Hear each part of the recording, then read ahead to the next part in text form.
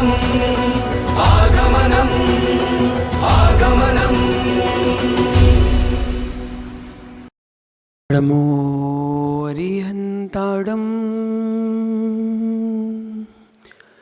नमो सिद्धाडं नमो आयिरीयाडं नमो वज्रायाडं नमो लोये सौसाहुडं।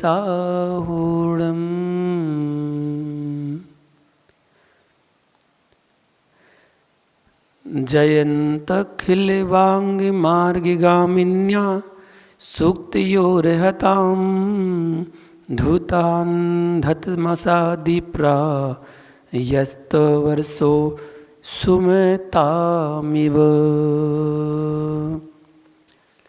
जब लुपंच परमेष्ठी भगवान ने की, मूल लाइन श्री महावीर भगवान ने की, आचार्य जिनसेन स्वामी की, आचार्य गुरु विराग सागर जी महामुनि राज की, चर्यास मुनि आचार्य श्री विशुद्ध सागर जी महामुनि राज की, अहिंसा में विश्व धर्म की।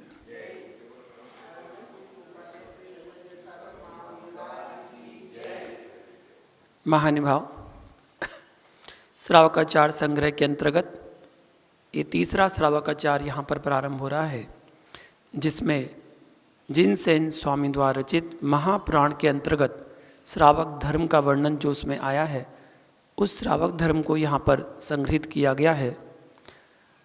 और 38वां पर्व महापुराण में जो 38 नंबर का पर्व है, उस 38 नंबर के पर्व में श्रावक धर्म का वर्णन दिया हुआ है। तो वो श्रावक धर्म का वर्णन यहाँ पर संग्रह किया गया है।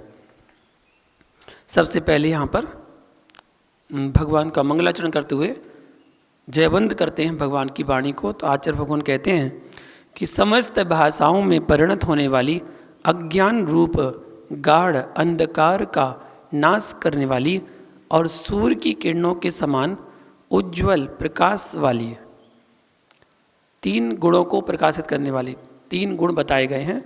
सबसे पहली बात, समस्त भाषाओं में परिणत होने वाली। जैसे अपन पूजा में पढ़ते हैं तो उसमें लिखते हैं कि 10 अष्ट महाभाषा समेत लघु भाषा सातक शतक सुचेत, मतलब 10 8 18 महाभाषा और लघु 7 शतक, मतलब 700 लघु भाषाओं में भगवान की वाणी कीर्ति है, ऐसा पूजा में आता है। तो यहाँ पर समस्त भाषाओं में परिणत होने वाली पहला लक्षण दिया द्वादशांग वाणी को, भगवान की वाणी को। दूसरा लक्षण दिया है अज्ञान रूप गाढ़ अंधकार का नाश करने वाली, ये दूसरा गुण लक्षण है।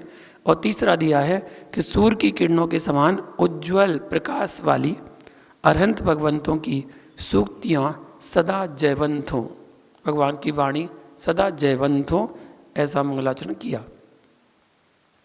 आगे बढ़ते हुए कहते हैं, मोह रूपी विष से सुप्त व्याप्त इस जगत की गारूड़ी विद्या के समान, जिनकी विद्या ने अतिशीघ्र जगाकर सावधान और स्वस्थ कर दिया है, वे वृषभ भगवान सदा जयशील हों।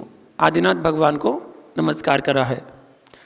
फिर गौतम स्वामी राजा शरणिक को संबोधन करते हुए कहते हैं कि हे शरणिक, मैं उन परम ज्योति वाले वृषभ देव को तथा वीरनाथ को नमस्कार कर अब द्विजन्मा ब्राह्मणों की उत्पत्ति को कहूँगा, सो तू सावधान होकर सुन।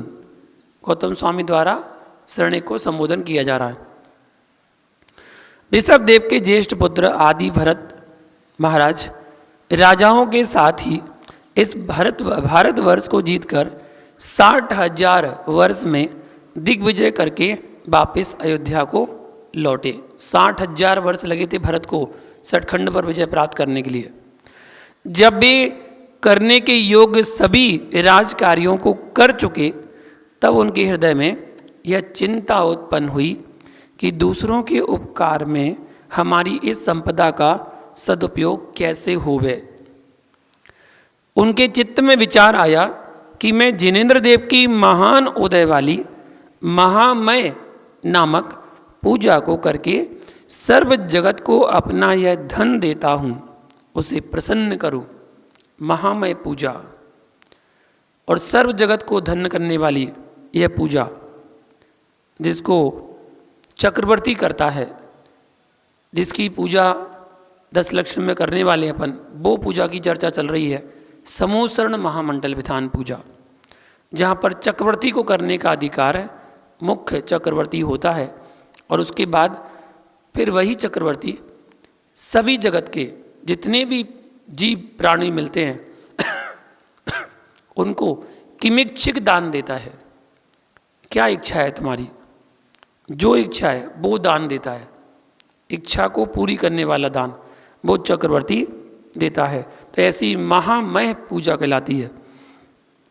परिग्रह की इच्छा से रहित निर्ग्रंथ मुनिजन तो हम ग्रस्तों से धन लेते नहीं हैं। फिर कौन सा सागार, सागर मतलब ग्रस्त, अनगार मतलब मुनि, तो ग्रस्त धन धान्य रूप समृद्धि के द्वारा पूज्य है। तब भरत के मन में विचार उदित हुआ कि जो मनुष्य अनुव्रतों के धारक हैं, धीर वीर हैं और गृहस्थों में अग्रणी या प्रमुख हैं, ऐसे पुरुष ही हमारे द्वारा अभीष्ट धन और वाहनों अर्थात गज अपूर्व आदि, उस समय के वाहन तो वही थे, के द्वारा दान देकर संतुष्ट करने के योग्य हैं। इस प्रकार निश्चय कर परीक्षा करके करने के इच्छुक भरत राज ने सत्कार करने के योग्य उन गृहस्थों को तथा सभी राजाओं को उस समय बुलाया और सबको यह संदेश भेजा कि आप लोग अपने सदाचारी इष्ट बंधुओं और परिजनों के साथ आज हमारे उत्सव में पृथक पृथक आवें, अलग अलग आवें। इधर सम्राट ने उन लोगों की परीक्षा के लिए अपने राजभवन के आंगन को हरे दूर्वा मतलब अंकुरों से, पुष्पों से और फलों से व्याप्त कर दिया। उन आमंत्रित व्यक्तियों में जो अव्रती थे वे लोग किसी प्रकार का विचार किए बिना राज मंदिर में प्रविष्ट हो गए, उस पर से चलते हुए। तब भरत नरेश ने उन्हें एक ओर हटाकर बाहर खड़े हुए शेष लोगों को बुलाया, किंतु उत्तम वंश वाले और अपने अहिंसा व्रत की सिद्धि और या सुरक्षा के उच्च कुलीन लोगों ने जब तक आने के मार्ग में जल से गीले और हरे अंकुर विद्वान हैं तब तक राज मंदिर में प्रवेश करने की इच्छा नहीं की, वही रुक गए, आगे नहीं आए। और दयालु होने से कितने ही पाप भीरू लोग हरे धान्य से व्याप्त राजभवन में के आंगन का उल्लंघन किए बिना ही वापस लौट गए। पुनः भरतराज के द्वारा बहुत अनुनय विनय किए जाने पर वापस लौटे हुए वे लोग दूसरे प्रासुक जीव रहित अचित्त मार्ग से राजांगण का उल्लंघन कर चक्रवर्ती भरत के समीप पहुँचे। वो दूसरे रास्ते से पहुँचे लेकिन वहाँ से नहीं निकले। तब चक्रवर्ती ने उन लोगों से पूछा कि आप लोग पहले किस कारण से नहीं आए और पुनः किस कारण से आए। तब उन लोगों ने चक्रवर्ती से कहा कि आज पर्व के दिन हम लोग प्रवाल पत्र पुष्प आदि की तथा उनमें उत्पन्न हुए और हमारा कुछ भी विघात नहीं करने वाले जंतुओं की हिंसा नहीं करते। पर्व का दिन, हे देव, हरित अंकुरादिकों में अनंत निगोदिया जीव होते हैं, ऐसा सर्वज्ञोक्त वचन हमने सुना है। इसलिए अत्यंत गीले फल फूल और अंकुर आदि से शोभायमान किए गए आपके गृह आंगन को आज पर्व के दिन हम लोगों ने उल्लंघन नहीं किया। इस प्रकार उनके वचनों से प्रसन्न हुए उस श्रीमान भरतराज ने दान मान आदि सत्कारों से अभिनंदन कर उन दृढ़व्रती लोगों की पूजा की तथा पद्म नामक निधि से व्रत चिन्ह स्वरूप ब्रह्म सूत्र नामक सूत्र से प्रथम प्रतिमा को आदि लेकर 11वीं प्रतिमा तक के श्रावकों को एक को आदि लेकर 11 तक की संख्या में व्रत परिचायक चिन्ह किए, अर्थात जो श्रावक जितनी प्रतिमाओं का धारक था उसे उतने ही ब्रह्म सूत्र पहनाए। इस प्रकार श्रावक व्रत रूप गुणों की प्रतिमा रूप भूमि के आधार के भेद से उन व्रती श्रावकों को यज्ञोपवीत पहनाकर चक्रवर्ती ने उनका सत्कार किया, और जो आवृत्ति लोग थे उन्हें बाहर निकाल दिया। अतनंतर चक्रवर्ती के द्वारा सम्मान को प्राप्त हुए वे व्रतधारी लोग अपने अपने व्रतों का और भी दृढ़ता से पालन करने लगे और अन्य लोग उनका आदर सत्कार करने लगे। भरतराज ने उपासकाध्ययन नामक 7वें अंग से उन व्रती लोगों के लिए इज्या मतलब पूजा, वार्ता, दत्ति मतलब दान, स्वाध्याय, संयम और तप का उपदेश दिया। ये 60 कर्म हो गए, पूजा आदि 60 कर्मों का पालन करना इन गृहस्थों का कुल धर्म है, ऐसा विचार कर भरत राजर्षि ने उस समय उन व्रती गृहस्थों के लिए अनुक्रम से अर्हत पूजा आदि 60 कर्तव्यों का उपदेश दिया। देव पूजा, गुरुपास्ति, स्वाध्याय, संयम, तप और दान, जो 6 कर्तव्य बताए गए हैं उन 6 कर्तव्यों का उपदेश दिया। भरत ने बताया कि उपास का अध्ययन सूत्र में अरहंत देवी की पूजा 4 प्रकार की कही गई है। कहीं 4 प्रकार की आती, कहीं 5 प्रकार की आती है। इसमें 4 प्रकार की पूजा का विधान महापुराण के अंतर्गत दिया गया है। कौन सी 4 पूजा हैं? तो सबसे पहली पूजा जो है वो है नित्यमय पूजा। नित्यमय पूजा मतलब सदार्पण जो सदा अर्पण करने योग्य पूजा है, अर्थात हर दिन उनके लिए एक सा है, ऐसी नित्यमय पूजा पहली पूजा कहलाती है। दूसरी पूजा कौन सी है? चतुर्मुखमय। चतुर्मुखमय पूजा मतलब चतुर्मुख 4 भगवान विराजमान करके और उस महापूजा को किया जाता है, जिसको सर्वतोभद्र पूजा भी कहा जाता है। अगली पूजा है कल्पद्रुम पूजा। कल्पद्रुम महामंडल विधान, कल्पद्रुम पूजा, समूषण पूजा, अरहत चक्र पूजा, ये सब पर्यायवाची नाम हैं, जिसमें 24 तीर्थंकर की समूषण की पूजा होती है, ऐसा कल्पद्रुम पूजा। और चौथी पूजा अष्टान्निक पूजा, जो फागुन, आषाढ़ और कार्तिक के शुक्ल पक्ष के अंतिम 8 दिनों में की जाती है, वो अष्टान का पर्व पूजा कहलाती है। उनमें से प्रतिदिन अपने गृह से जिनालय में ले जाए गए गंध, पुष्प, अक्षत आदि के द्वारा जिन भगवान की पूजा करना, ये कहलाती है नित्यमय पूजा, ये कहलाता है। अथवा भक्ति से जिन बिंब और जिनालय आदि का निर्माण करना तथा उनके संरक्षण के लिए ग्राम आदि का राज्य शासन के अनुसार पंजीकरण करा करके दान देना भी नित्यमय पूजा कहलाता है। तथा अपनी शक्ति के अनुसार मुनीश्वरों को नित्य आहार आदि दान देने के साथ जो पूजा की जाती है वह भी नित्यमय पूजा जानना चाहिए। महामुकुटबद्ध राजाओं के द्वारा की जाने वाली पूजा को महामह पूजा कहते हैं। उसी के चतुर्मुख और सर्वतोभद्र भी नाम जानना चाहिए। फिर ये तीसरी पूजा आई चक्रवर्ती के द्वारा। तुम लोग क्या चाहते हो?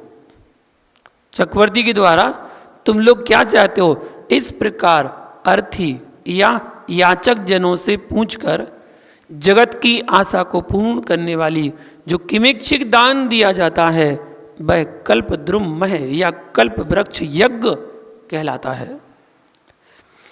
अष्टान्निक पर्व में साधारण जनों के द्वारा किए जाने वाले पूजन अष्टान्निकमय कहलाता है, जो कि संसार में प्रसिद्ध है। इन 4 प्रकार के महों अर्थात पूजनों के सिवाय इंद्रों के द्वारा की जाने वाली महान पूजा को एक और पूजा बताएगी, इंद्रध्वज महामंडल विधान। इंद्रध्वज मह मह मतलब पूजा, इंद्रध्वज पूजा जो इंद्रों के द्वारा की जाती है। आज के युग में प्रतिमा की प्रतिष्ठा के निमित्त प्रतिष्ठाकार के द्वारा जो पंच कल्याणक पूजा की जाती है उसे भी इंद्रध्वज मह जानना चाहिए।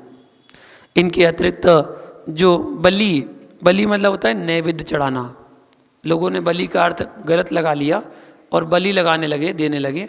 बलि का अर्थ होता है नैवेद्य, नैवेद्य चढ़ाना, अभिषेक करना, आरती करना आदि कार्य तीनों संध्या कालों में की जाने वाली सेवा उपासना के साथ किए जाते हैं तथा इसी प्रकार के अन्य जो भी पूजा आराधना के कार्य गृहस्थों द्वारा प्रतिदिन किए जाते हैं उन सबको उपर्युक्त भेदों में ही अंतर्गत जानना चाहिए।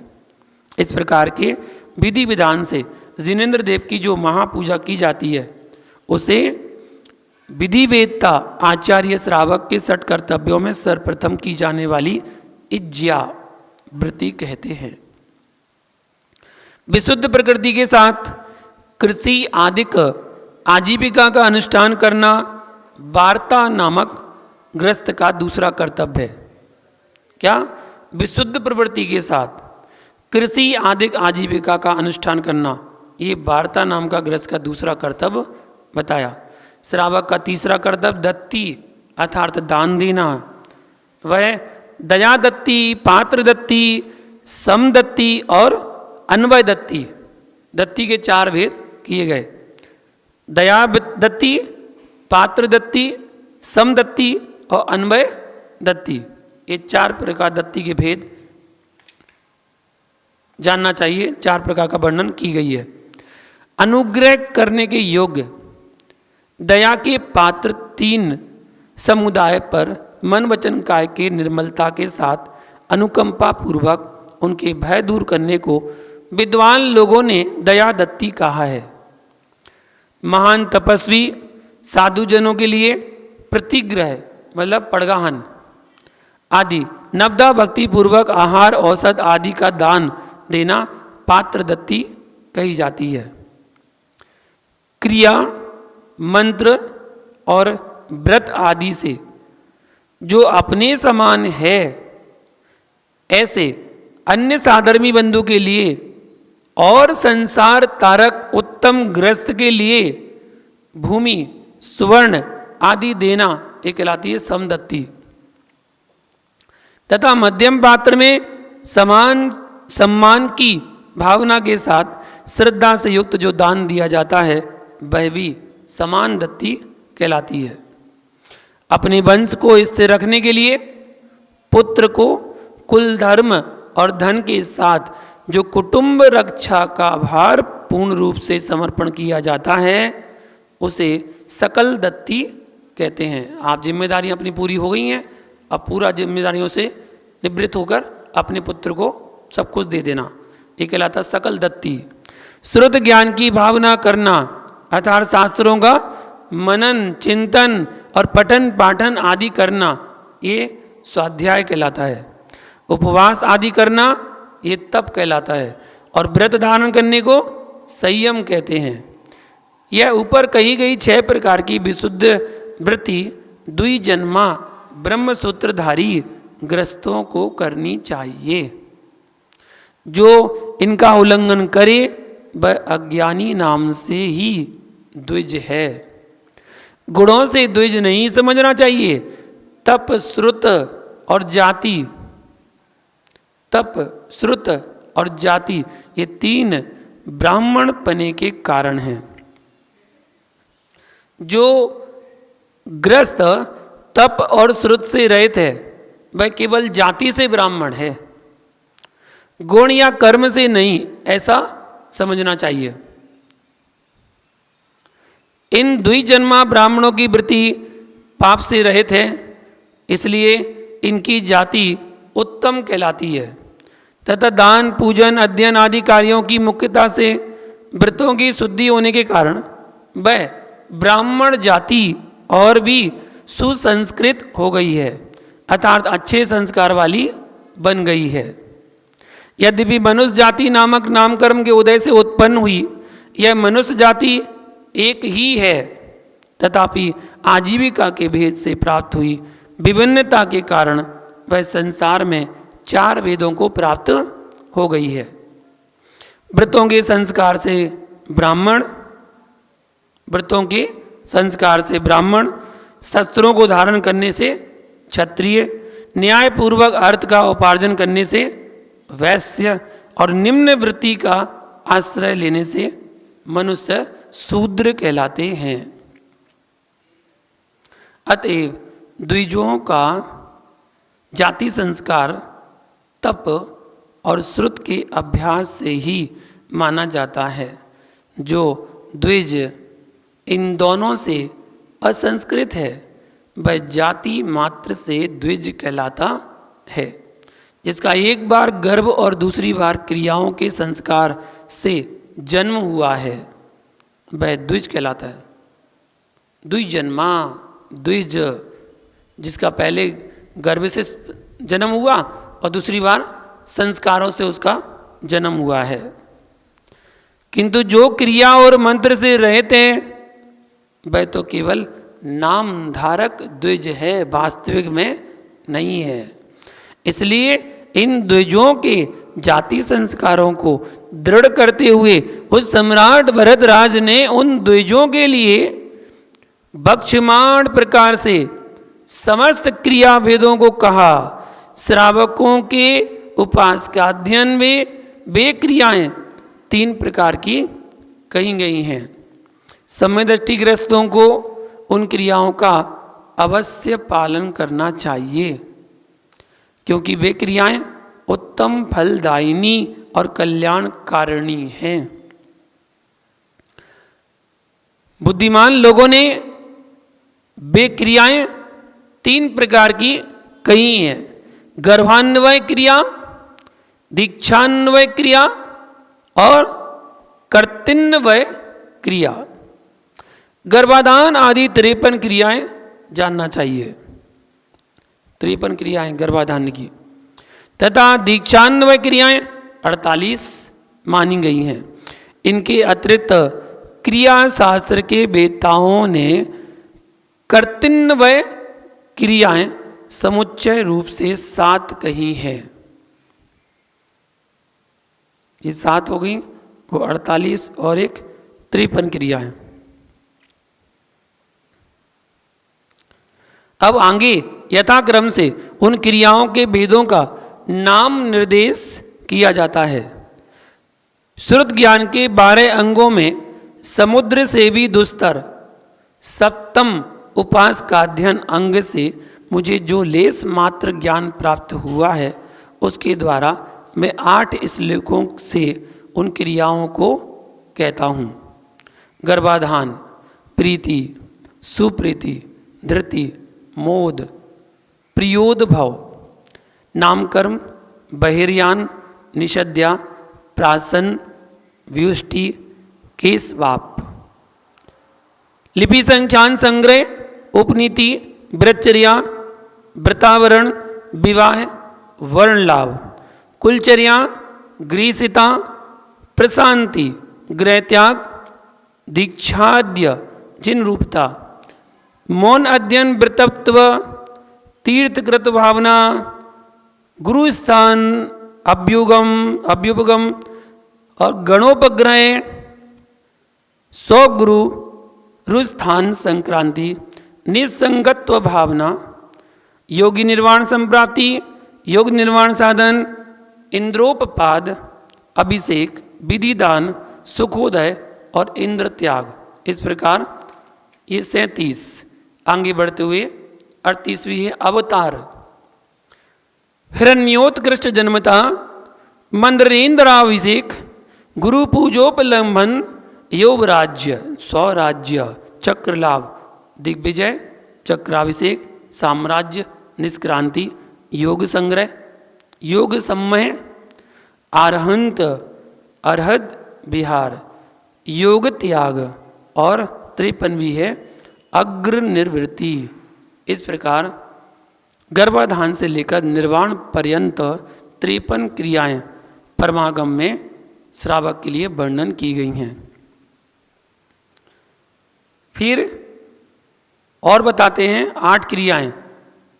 अवतार, व्रत लाभ, स्थान लाभ, गणग्रह, पूजाराध्य, पुण्य यज्ञ, दृढ़चर्या और उपयोगिता। इन 8 क्रियाओं के साथ पूर्वोक्त 14वीं उपनीति क्रिया से लेकर 53वीं निर्वाण क्रिया पर्यंत 40 क्रियाएं मिलाकर कुल 48 दीक्षान्वय क्रियाएं होती हैं। उन्हीं 53 में से निकाली गई 8 जो एक्स्ट्रा हैं वो जोड़ दी और बाकी की क्रियाएं लेकर टोटल 48 क्रियाएं बनाई गई, 40 उसमें से और 8 इसमें से। कर्तव्य क्रियाएं उन्हें जानना चाहिए जो पुण्य कार्य करने वाले मनुष्यों को प्राप्त होने के योग्य हैं और जो निश्चय से सन्मार्ग की आराधना के फल रूप से प्रवृत्त होती हैं। वे कर्तव्य क्रियाएं 7 होती हैं: सज्जाति, सदगृहित्व, पारिव्राज्य, सुरेंद्रता, साम्राज्य, परम अरहंत और परम निर्वाण। ये 7 ही तीनों लोक में परम स्थान माने गए हैं और इनकी प्राप्ति प्राणियों को अरहंत देव की वाणी रूपी अमृत के आस्वादन से अर्थात जिनवाणी के अभ्यास से होती है। यद्यपि महान ऋषियों ने इन सब क्रियाओं का विधान अनेक भेद वाला वर्णन किया है, तथापि मैं विस्तार को छोड़कर संक्षेप में ही उन क्रियाओं का लक्षण कहूँगा। रजस्वला पत्नी को चौथे दिन स्नान करके शुद्ध होने के पश्चात उसे आंगे करके गर्भ धारण करने के पूर्व अरहंत देव की पूजा के साथ मंत्र पूर्वक जो संस्कार किया जाता है उसे आधान क्रिया कहते हैं। इस आधान क्रिया की पूजा में जिन प्रतिमा के दाईं ओर 3 चक्र, बाईं ओर 3 छत्र और सामने 3 प्रकार की पुण्य अग्नि को स्थापित करें, तीर्थंकर अरहंत देव के निर्वाण होने पर, गणधर देवों के निर्वाण होने पर और सामान्य केवलियों के निर्वाण होने पर उनके अंतिम संस्कार के समय जिन अग्नियों में हवन किया गया था उन तीनों पवित्र अग्नियों को सिद्ध प्रतिमा की वेदी के समीप तैयार करना चाहिए। अरहंत देव की पूजा करने के पश्चात बचे हुए शेष द्रव्यों के द्वारा उत्तम पुत्र की उत्पत्ति की कामना से मंत्र पूर्वक उक्त तीनों अग्नियों में आहुति देना चाहिए। आहुति देने के वे मंत्र आगे के पर्व में आमनाय के अनुसार कहे जाएंगे। वे पीठिका मंत्र, जाति मंत्र आदि के भेद से 7 प्रकार के होते हैं। जब भी कोई अपन बड़ा विधान करते हैं तो उसमें हवन क्रिया होती है। हवन क्रिया में 3 कुंड बनाए जाते हैं, एक गोल, एक चौकोर और एक तिकोना। तो ऐसे ही 3 प्रकार की अग्नियों में उनमें कहा गया कि हवन कुंड में आहुति देना चाहिए उत्तम पुत्र की उत्पत्ति के लिए। जिन भगवंतों ने इन मंत्रों का प्रयोग सभी क्रियाओं में बतलाया है, अतएव उस विषय के जानने वाले श्रावकों को व्यामोह मतलब हठाग्रह छोड़कर जिन मंत्रों का प्रयोग करना चाहिए। इस गर्भाधान क्रिया को पहले विधि पूर्वक करके पीछे स्त्री और पुरुष विषयानुराग के बिना केवल संतान की प्राप्ति के लिए समागम करें। यह पहली गर्भाधान क्रिया है। गर्भाधान के पश्चात 3रे मास में प्रीति नाम की क्रिया की जाती है। अब ये संस्कार किए जा रहे हैं। जब बच्चा 3 महीने का हो जाए गर्भ में तो प्रीति नाम की क्रिया की जाती है, जो प्रीति को प्राप्त द्विजों के द्वारा अनुष्ठान करने के योग्य है। इस क्रिया में भी पहले के समान मंत्र पूर्वक जिनेश्वर देव की पूजा करनी चाहिए तथा द्वार पर तोरण बांधना चाहिए और 2 जल से भरे कलश स्थापन करना चाहिए। उस दिन से लेकर इन द्विजग्रस्तों को प्रतिदिन अपने वैभव के अनुसार घंटा और नगाड़े बजवाना चाहिए। यह दूसरी प्रीति क्रिया है। गर्भाधान से 5वें मास में सुप्रीति क्रिया की जाती है। इसे भी अति प्रीति को प्राप्त परम श्रावकों को करना चाहिए। इस क्रिया में भी पूर्वोक्त सभी विधि अरहत बिंब के समीप मंत्र विधान के ज्ञाता गृहस्थों को अग्नि और देवता की साक्षी करके करना चाहिए। यह तीसरी सुप्रीति क्रिया है। गर्भाधान में 7वें मास में आदरपूर्वक स्थिर चित्त वाले गृहस्थों को पूर्व के समान ही गर्भ की वृद्धि के लिए धृति नाम की क्रिया करनी चाहिए। 3 महीने में और फिर 7 महीने में। 3 महीने में प्रीति, 5 महीने में सुप्रीति और 7 महीने में धृति नाम की क्रिया करनी चाहिए। यह चौथी धृति क्रिया है। इसके पश्चात 9वें मास के समीप आने पर मोद नामक क्रिया विधि पूर्व के समान ही आधारयुक्त उत्तम द्विजग्रस्तों को गर्भ की पुष्टि के लिए करना चाहिए। इस क्रिया में उत्तम द्विजों को गर्भिणी के शरीर पर गात्रिका बंद करना चाहिए, अर्थात मंत्रपूर्वक बीजाक्षर लिखना चाहिए, मंगलाचार करना चाहिए, गर्भिणी को आभूषण पहनाना चाहिए और उसकी रक्षा के लिए रक्षा सूत्र बांधना चाहिए। रक्षा सूत्र बांधना चाहिए, प्रमाण है 84 नंबर श्लोक में। यह 5वीं मोद क्रिया है। पुत्र के उत्पन्न होने पर प्रियोद भव नाम की क्रिया की जाती है। इसे जात कर्म विधि कहते हैं। इस क्रिया को जिन भगवान का जन्म समय स्मरण कर शास्त्रोक्त विधि से करना चाहिए। इस क्रिया में क्रिया मंत्र आदि अवान्तर विशेष कार्य बहुत होते हैं, वे सब मूल उपास का अध्ययन सूत्र से जानना चाहिए। यह 6ठी प्रियोद भाव क्रिया है। पुत्र के जन्मदिन से 12 दिन के बाद जो दिन पुत्र के अनुकूल हो तथा माता पिता को सुखदायक हो, उस दिन नामकर्म की क्रिया की जाती है। 12वें दिन इस क्रिया में अपने वैभव के अनुसार अरहंत देव और निर्गंध गुरुओं की पूजा और ब्राह्मणों को यथोचित सत्कार करना चाहिए तथा वंश की वृद्धि करने वाला कोई सुंदर नाम बालक का रखना चाहिए। यहाँ पर ब्राह्मण मतलब ब्राह्मण आज के ब्राह्मण को मत समझ लेना। ब्राह्मण जो भरत चक्रवर्ती ने चलाए थे वो ब्राह्मण, जो वृत्ति थे उनके लिए कहा गया था ब्राह्मण, द्विज वो थे ब्राह्मण। अथवा जिन देव के 1008 नामों में से घटपत्र विधान से कोई एक शुभ नाम रखना चाहिए। 1008 नामों में से रखना चाहिए। यहाँ पर विशेष बताया जा रहा है कि जिनेंद्र देव के 1008 नामों को कागज के अलग अलग टुकड़ों पर अष्टगंध या केसर से, सुवर्ण या अनार की लेखनी से लिखकर उनकी गोलियां बना लेवें। पुनः उन्हें एक घट में भरकर पीत वस्त्र और नारियल से ढक लेवें। तदनंतर एक कागज पर नाम ऐसा शब्द लिखकर गोली बनावें और 1007 कोरे कागजों के टुकड़ों की भी गोलियां बनाकर उन सबको दूसरे घड़े में भरकर ढक देवें। तत्पश्चात किसी छोटे अबोध बालक या बालिका से दोनों घड़ों में से एक एक गोली निकलवा लेवें। जिस नाम की गोली के साथ नाम लिखी गोली मिले वही बालक का रखना चाहिए। यह घटपत्र विधि कहलाती है। यह 7वीं नाम कर्म संस्कार क्रिया है। तत्पश्चात दूसरे अथवा तीसरे चौथे मास में किसी शुभ दिन तुरही आदि मांगलिक बाजों को बजवाते हुए अपने अनुकूल वैभव के साथ बहिर्यान क्रिया करना चाहिए। जिस दिन यह क्रिया की जाए उसी दिन से माता अथवा धाय की गोदी में बैठे हुए बालक का प्रसूति गृह के बाहर ले जाना शास्त्र सम्मत माना गया है।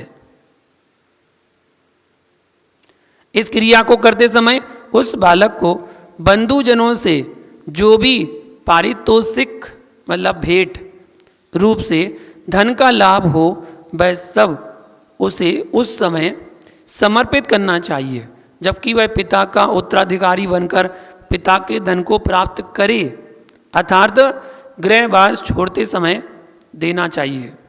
यह 8वीं बहिर्यान क्रिया है। तदनंतर उस बालक की निषद्या क्रिया की जाती है। इस क्रिया में अन्य मांगलिक कार्यों के साथ बालक के योग्य बिछाई गई सैया पर उसे बिठाया जाता है। इस क्रिया में अन्य मांगलिक सिद्ध पूजन आदि सर्व विधि पूर्व के समान ही करना चाहिए, जिससे कि उस बालक को उत्तरोत्तर दिव्य आसन पर बैठने की योग्यता प्राप्त हो। यह 9वीं निषद्या क्रिया है। इस प्रकार यथाक्रम से जन्मदिन के पश्चात 7-8 माह व्यतीत होने पर जिनेंद्र देव की पूजन आदि विधि पूर्वक बालक को अन्न खिलाना चाहिए। मतलब अन्न प्राशन जो क्रिया होती है वो भी वर्णन है। 9वीं क्रिया आती है। 10वीं क्रिया, यह 10वीं अन्न प्राशन क्रिया है। तत्पश्चात बालक को 1 वर्ष का होने पर व्युष्टि नाम की क्रिया की जाती है। इस क्रिया का शास्त्र अनुसार दूसरा नाम वर्षवर्धन या वर्षगांठ। इस क्रिया में भी पूर्व के समान दान देना चाहिए और पूर्ववत ही जिन पूजा करनी चाहिए। इस समय इष्ट बंधुओं को बुलाना चाहिए और भोजन आदि कराना चाहिए। यह 11वीं व्युष्टि क्रिया है। तदनंतर किसी शुभ दिन देव और गुरु की पूजा बालक के केशों का क्षौर कर्म से अपनयन करावें। यह केश बाप क्रिया कहलाती है। इस समय बालक के बालों को गंधोदक से गीला कर और उन पर पूजन से शेष रहे अक्षतों को रखकर चोटी सहित या अपने वंश की पद्धति के अनुसार मुंडवाना चाहिए। पुनः स्नान के योग्य जल से उसका शरीर धोए, चंदन आदि का लेप करें, भूषण पहनावे और मुनिजनों को नमस्कार कराकर पीछे बंधुजनों से आशीष दिलावे। उसके पश्चात यह चौल क्रिया नाम से प्रसिद्ध है।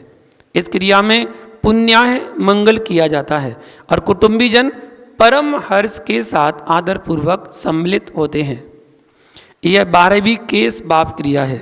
तत्पश्चात 5वें वर्ष में बालक को सर्वप्रथम अक्षरों का दर्शन कराने में जो क्रिया विधि की जाती है उसका लिपि संज्ञान संग्रह यह नाम जानना चाहिए। आज तो 2.5 साल में ही अक्षर को ज्ञान करा देते हैं। इसे करते समय अपनी सामर्थ्य के अनुसार पूजन दान आदि करना चाहिए और जो अध्ययन कराने में कुशल ग्रस्त विद्वान हो उसे बालक का उपाध्याय नियुक्त करें, पढ़ाने वाला। यह 13वीं लिपि संज्ञान क्रिया है। इस क्रिया में केशों का मुंडन, व्रतबंधन और मौजी बंधन किया जाता है। प्रथम ही बालक को जिनालयों में ले जाकर अरहंत देव की पूजन करावें। पुनः गुरु की साक्षी पूर्वक उसे व्रत दिलाकर मौजी बंधन कराना चाहिए, अर्थात बालक की कमर में मूंज की रस्सी बांधें जो शिखा चोटी से युक्त है, श्वेत वस्त्र का धोती और दुपट्टा धारण किए है, निर्विकार वेश का धारक है। ऐसा वह बालक व्रत के चिन्ह स्वरूप उस यज्ञोपवित्र सूत्र को धारण करता हुआ उस समय से ब्रह्मचारी कहा जाता है। चोटी हो, यज्ञोपवीत धारण किया हुआ हो, मुंडन हो, ऐसा मौजी बंधन भी हो। उस समय उसके आचरण के योग्य अन्य भी नाम रखे जा सकते हैं। ऐश्वर्यवाली राजपुत्रों को छोड़कर से सब ब्रह्मचारी भिक्षावृत्ति से अपना निर्वाह करें तथा जो राजपुत्र है वह भी अंतःपुर में जाकर माता आदि से किसी पात्र में भिक्षा मांगे, क्योंकि उस समय भिक्षा मांगने का यह केवल नियोग है। भिक्षा में प्राप्त आहार का मुख्य भाग अरहंत देव को समर्पण कर शेष योग्य अन्न का स्वयं आहार करें। यह 14वीं उपनीति क्रिया है। अब ब्रह्मचर्य व्रत के योग्य कटी, जांघ, वक्षस्थल और सिर के चिन्ह को धारण करने वाले उस ब्रह्मचारी बालक के धारण करने योग्य व्रतचर्या नाम की क्रिया को कहते हैं। 3 लड़ी वाली मूंज की रस्सी कमर में बांधना कटी चिन्ह है। यह मौजी बंधन रत्नत्रय की विशुद्धि का अंग है और द्विज लोगों का एक चिन्ह है। भली भांति से धुली हुई श्वेत धोती धारण करना जांघ का चिन्ह है। यह उज्ज्वल धोती अरहंत देवों के पवित्र और विशाल कुल की द्योतक है। 7 लड़ों का गूथा हुआ यज्ञोपवीत वक्ष स्थल का चिन्ह है। यह यज्ञोपवीत 7 परम स्थानों का सूचक है। उस ब्रह्मचारी के सिर का चिन्ह स्वच्छ उत्तम मुंडन है। यह मुंडन उसके मन वचन और काय के मुंडन को अर्थात विषयों की अनासक्ति को बढ़ाने वाला है। प्राह इस प्रकार के चिन्हों से विशुद्ध और ब्रह्मचर्य व्रत से वृद्धि को प्राप्त हुए ऐसे स्थूल हिंसा व्रति आदि अनुव्रत उसे धारण करना चाहिए। यह ब्रह्मचारी ना काट की दातुन करे, ना तांबुल खावे, ना आँखों में अंजन लगावे, ना हल्दी आदि से स्नान ही करे, किंतु प्रतिदिन केवल शुद्ध जल से स्नान करे। उसे खाट या पलंग पर नहीं सोना चाहिए, ना उसे दूसरे के शरीर से अपना शरीर ही रगड़ना चाहिए, किंतु अपने व्रत की शुद्धि के लिए वह भूमि पर अकेला ही सोवे। जब तक उसका विद्या अभ्यास संपूर्ण ना हो तब तक उसे इस प्रकार व्रतों का धारण करना आवश्यक है। विद्या अभ्यास समाप्त होने के पश्चात उसे गृहस्थों के वे प्रसिद्ध अष्टमूल गुण धारण करने चाहिए। इस ब्रह्मचारी को सर्वप्रथम गुरु के मुख विनय के साथ उपास का अध्ययन सूत्र का अध्ययन करना चाहिए। पुनः आध्यात्म विषयक अन्य भी शास्त्र पढ़ना चाहिए। तत्पश्चात संस्कारों को जगत करने के लिए, जागृत करने के लिए तथा विद्वता प्राप्त करने के लिए शब्द विद्या अर्थात व्याकरण, अर्थशास्त्र, न्याय शास्त्र आदि का अध्ययन उसके लिए दोष कारक नहीं है। इसके पश्चात उसे विशेष रूप से ज्योतिर्ज्ञान, छंदो ज्ञान, शाकुन ज्ञान, सांख्या ज्ञान बढ़ाने के लिए तद विषयक शास्त्रों को भी पढ़ना चाहिए। यह 15वीं व्रतचर्या क्रिया कही गई है। विद्याध्ययन के पश्चात उसके व्रताचरण क्रिया की जाती है। इस क्रिया में वह औत्सर्गिक व्रत रूप मूल गुणों में स्थित रहते हुए अध्ययन के समय के लिए हुए विशेष व्रतों का अवतरण या त्याग कर देता है। उस समय उसके मधु त्याग, मांस परित्याग, पंच उदम्बर फल भक्षण परित्याग और हिंसादि पापों से वृत्ति रूप सर्वकालिक औत्सर्गिक व्रत जन्म पर्यंत रहते हैं। यह व्रतावतरण क्रिया गुरु की साक्षी पूर्वक भगवान की पूजा कर 12 वर्ष के बाद अथवा 16 वर्ष के पश्चात करना चाहिए। प्रथम ही द्विजों का आदर सत्कार करके व्रतावतरण क्रिया करना उचित है। तत्पश्चात गुरु की आज्ञा लेकर वस्त्र, आभूषण और माला आदि को धारण करना चाहिए। इसके पश्चात वह बालक यदि शस्त्रोपजीवी क्षत्रिय वर्ग का है तो अपनी जीविका की रक्षा के लिए शस्त्रों को भी धारण कर सकता है अथवा केवल शोभा के लिए भी शस्त्र धारण कर सकता है। इस प्रकार इस क्रिया के समय तक भोग उपभोग के परित्याग के साथ ही जो ब्रह्मचर्य व्रत ले रखा था उसका यद्यपि त्याग हो जाता है, तथापि जब तक आगे की वैवाहिकी क्रिया संपन्न नहीं होती है तब तक उसके विषय सेवन के त्याग रूप ब्रह्मचर्य बना रहता है। यह 16वीं व्रतावतरण क्रिया है। तदनंतर जो विवाह करना चाहता है उसके गुरु की अनुज्ञा लेकर विवाह के योग्य कुल में उत्पन्न हुई योग्य कन्या के साथ विवाह करते समय वैवाहिकी क्रिया होती है। उत्तम द्विजों को चाहिए कि वे सर्वप्रथम भली भांति से सिद्ध भगवान का पूजन करके पुनः तीनों अग्नियों को जतन करके उसकी साक्षी पूर्वक विवाह की क्रिया को करे। किसी पुण्याश्रम या पवित्र स्थान पर सिद्ध भगवान की प्रतिमा के सम्मुख उन दंपत्ति बनने वाले वर वधू को बड़ी विभूति के साथ विवाह का उत्सव करना चाहिए भगवान के सामने।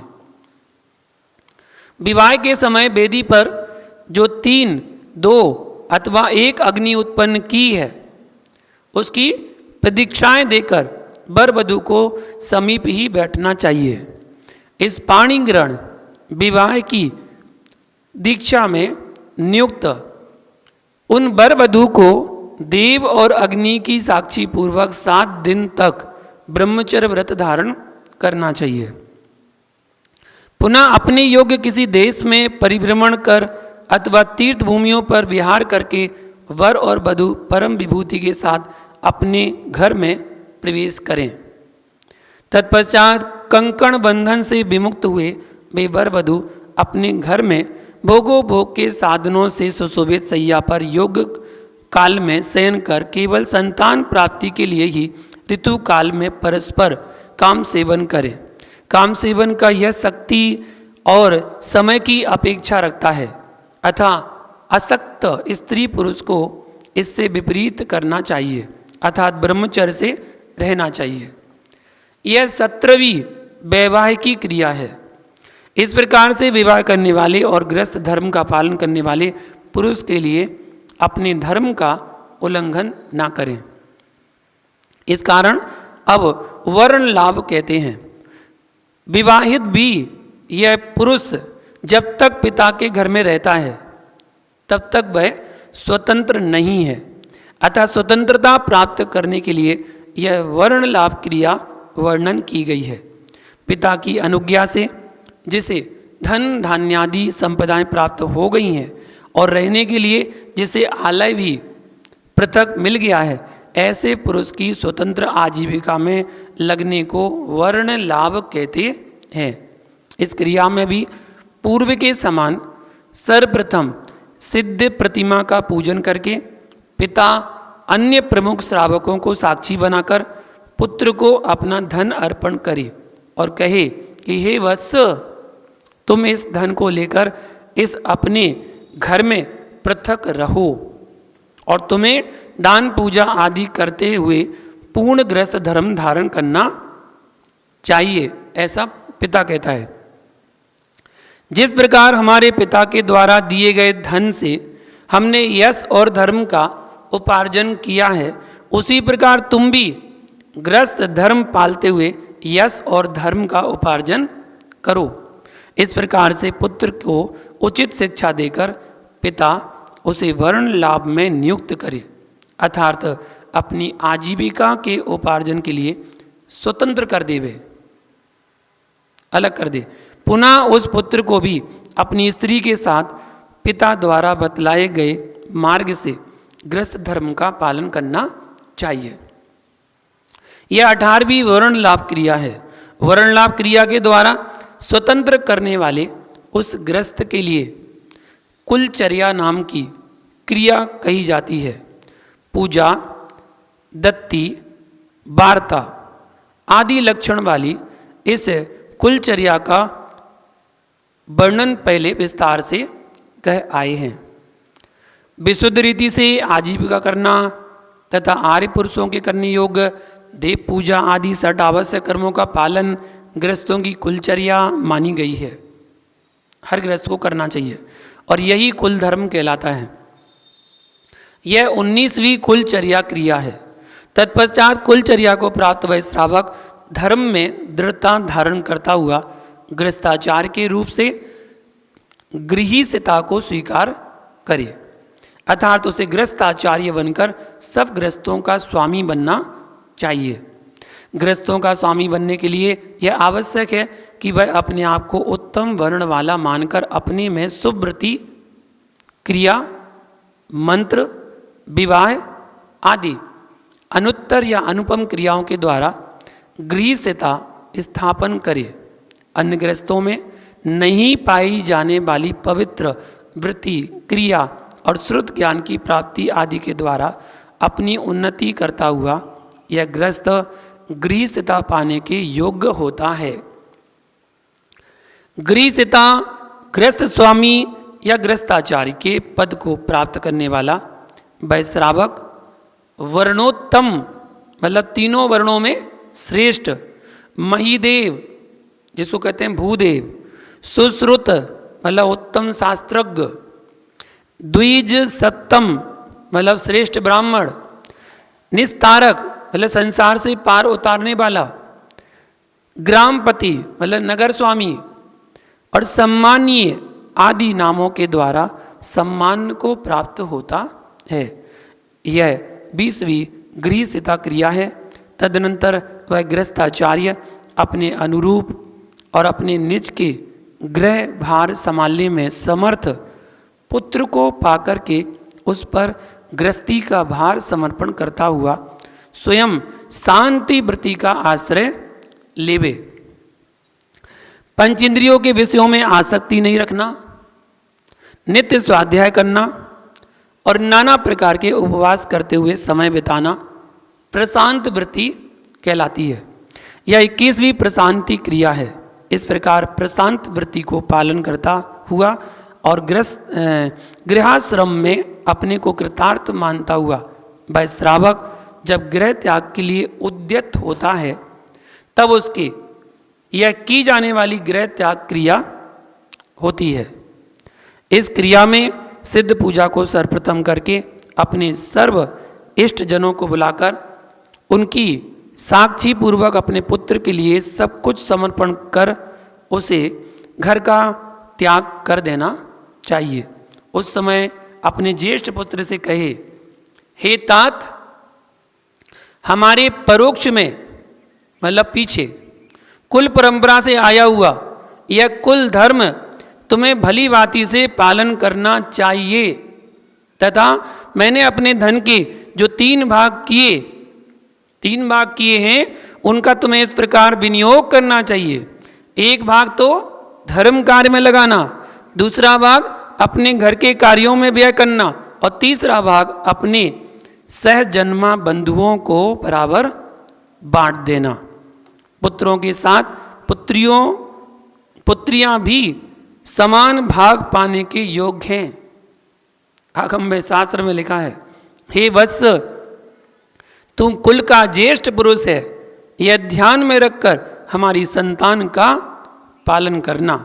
हे पुत्र, तू शास्त्र सदाचार क्रिया मंत्र आदि की विधि का वेत्ता है, अतः प्रमाद रहित होकर देव और गुरु की पूजा करते हुए कुल परंपरा का विधिवत पालन करना। इस प्रकार से अपने ज्येष्ठ पुत्रों को भली भांति से अनुशासित करके निराकुल होकर जिन दीक्षा ग्रहण करने के लिए वह द्विज अपना घर छोड़ देवे, यह 22वीं गृह त्याग क्रिया है। इस प्रकार गृह का त्याग करने वाले सम्यक दृष्टि प्रशांत चित्त एक वस्त्रधारी उस गृहस्थों के स्वामी के जिन दीक्षा को ग्रहण करने के पूर्व काल में जिन व्रतों को धारण किया जाता है उन सब व्रत क्रियाओं के समुदाय को द्विज की दीक्षार्थ क्रिया कहते हैं। भावार्थ बताते हुए कहा कि जिन मुनि दीक्षा के पूर्व क्षुल्लक के व्रत धारण करने का नाम दीक्षार्थ क्रिया है। यह 23वीं दीक्षार्थ क्रिया है। इस प्रकार यहाँ पर 23 क्रिया अपनी पूर्ण हुई। टोटल 53 क्रियाएं हैं। उन 53 क्रियाओं का विस्तार से वर्णन अपन जान रहे हैं। शेष विषय आगे कल देखेंगे। आज के लिए इतना ही। जय बोलो महावीर भगवान की जय।